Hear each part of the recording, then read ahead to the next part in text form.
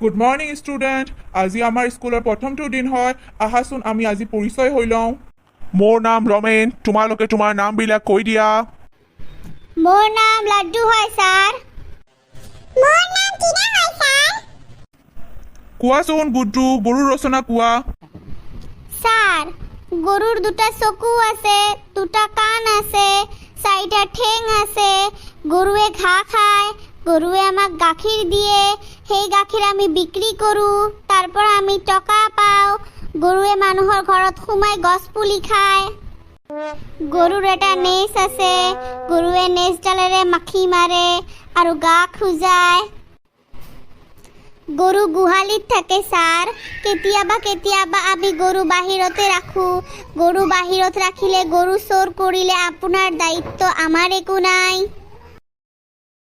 কি কোৱা এইবিলাক? মোৰতো নিজৰে ঘৰত গৰু নাই, মই কিয় তোমালোকৰ দায়িত্ব ল'ম? গুড্ডু, তোমাৰ গৰুৰ ৰচনা হোৱা নাই, কালি ভালকে পঢ়ি আহিবা। এতিয়া তুমি কোৱাচোন টিনা, গৰুৰ ৰচনা।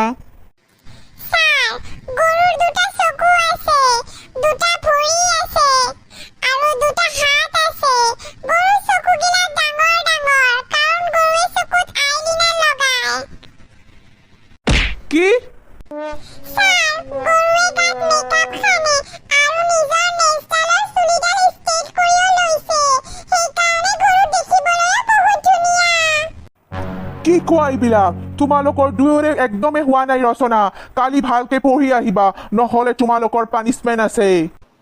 ঠিক আছে ছাৰ, কালি আমি ভালকে পঢ়ি আহিম।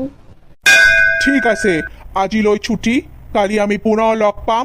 কালি কিন্তু মই গৰুৰ ৰচনা সুধিম। তো বন্ধুসকল, আজিলৈ ইমানেই। পুনৰ লগ পাম আন এটি নতুন ভিডিঅ'ৰ সৈতে।